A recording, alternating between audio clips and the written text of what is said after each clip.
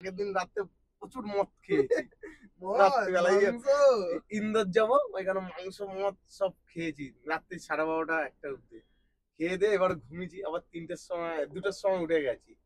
উঠে মাল ঢাল গুছিয়ে প্যাক ট্যাক করে দমদম এয়ারপোর্ট।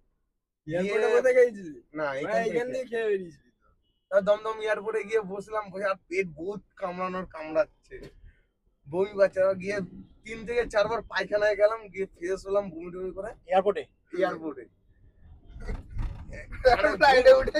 ঘুম হয়নি তো, রাত্রি 12টার সময় ঘুমিয়েছি, ঘুমিয়ে আবার 2টার সময় উঠে গেছি। তারপরে গেলাম, তা ভালোই ছিলাম। তারপর ফ্লাইটে উঠলাম, উঠে কিছুটা যেতে যেতে না ফ্লাইট উপর আর নিচ হচ্ছে, আর না মাথা ঘুরে গেছে না, ফ্লাইট সবাই ছেড়েছে। তারপরে আমি বমি পাচ্ছে, আমি বলছি বাথরুম গিয়ে ঢাকা। তখন ওই ম্যাডাম গুলো যারা ছিল ফ্লাইটে, ম্যাডাম একটু সাইড দিন তো। বলছে না বাবু বাথরুম বন্ধ আছে। বাথরুম বন্ধ বলেছে তোকে না স্যার বলেছে? কোন না না না বাবু বলছে, বাবু মানে আপনি গিয়ে আবি थोड़ा 2 मिनट। ওই বলতে বলতে ওদের গায়ে ছেড়ে দিয়েছে। বলছে ওরা কথা বলছে বমি করে কিতনা গন্ধে দারু পি কে আয়া, এরকম করে বলছে। আর আমি লজ্জাতে আমার এসে বসে গেলাম বমি টমি। যে এয়ার হোস্টেল তার গায়ে বমি করে দিয়েছে, পুরো ওর গায়ে বমি করে দিয়েছে, গায়ে পুরো।